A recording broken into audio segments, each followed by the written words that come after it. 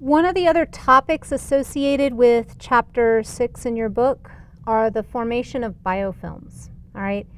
This is really kind of neat as far as biofilms, and in terms of teaching microbiology, this is always the part where suddenly all of you who are planning to go to dental school or to become a dental hygienist, you're like, oh, now I understand why I need to have microbiology to go into what I'm doing, okay? Because what biofilms are essentially microbial communities, all right? And by community, we're talking about having a mix of bacteria that are present. And in terms of that, that mix of bacteria essentially offers the bacteria an advantage as far as survival, because other bacteria can produce substances that those bacteria need to survive, or they may protect them from other sources within the environment that may be lethal for those particular bacteria, all right? So with a biofilm, what you need to have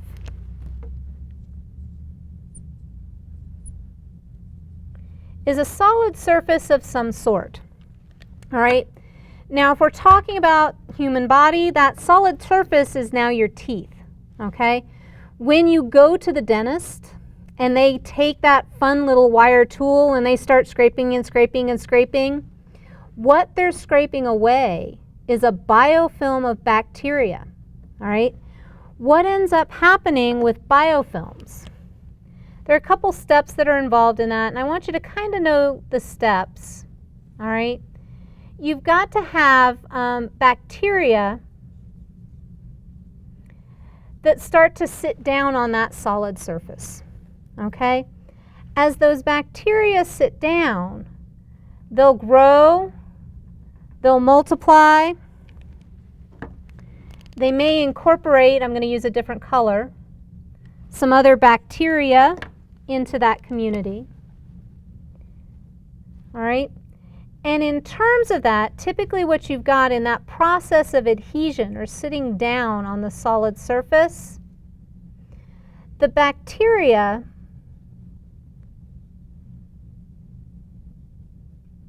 release some sugars, or that glycocalyx that we talked about way back towards the beginning of class. They start to release the sugar. What that does is it kind of creates a solid community in there. And the yellow that I'm drawing here, that's going to be the sugars, okay?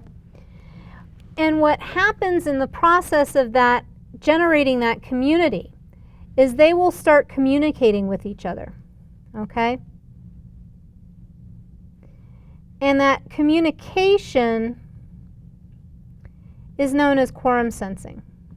So it'll decide we need so many of the pink bacteria, so many of the blue. We'll put some green in here too, just for fun, okay? To optimize that particular community, all right? And you're still going to have that glycocalyx, or that sugar, that's going to kind of keep things adhered. That's why the dental hygienist has to scrape. They're scraping away that matrix that's put down in order to hold that community down on the solid surface, all right? Now, in terms of that, that community can be disrupted, and you'll start to have bacteria that are released, all right? When those bacteria are released, they're known as going back to the planktonic state or individual state, all right? And in terms of that, if that community breaks down, you can release bacteria into the system. And that's where I believe the link between taking care of your teeth and heart disease is. Because they've shown that people who regularly go to the dentist, floss, do all that fun stuff, have a lower incidence of heart disease. It's been proposed or hypothesized that it's those bacteria that are then released back into the free state, into the planktonic state, allows it to migrate to other places in the body where it can wreak havoc, okay? So in terms of that biofilm, you've got to have some solid surface. The great health example is dental plaque, okay, because that dental plaque is essentially a biofilm. The other example of a biofilm that you may have already encountered in life are going to be in river communities.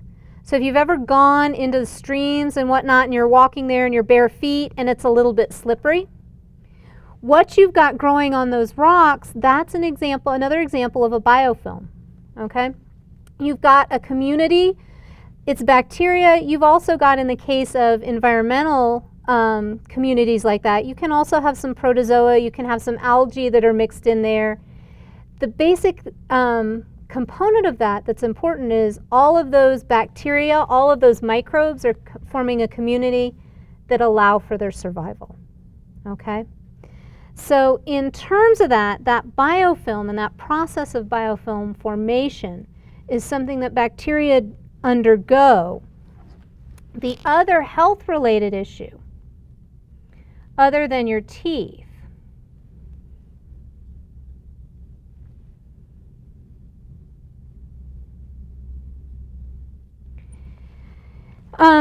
when folks are hospitalized, if some of those bacteria get onto the solid surface that makes up the plastic tubing associated with catheters, you can form a biofilm inside that catheter tube, and that can lead to, in the case of the patient, potentially a urinary tract infection, because you've got bacteria then that end up being released. When they're released from that biofilm, they can go up and wreak havoc in other parts of the body. So biofilms really have an important role in health, and really when we're talking about health communities, we want to prevent the biofilms from forming, okay? Because it's a lot harder to get rid of the bacteria as a community than when it's an individual, all right? So that's the bit on biofilms. Last bit for this section is going to be binary fission.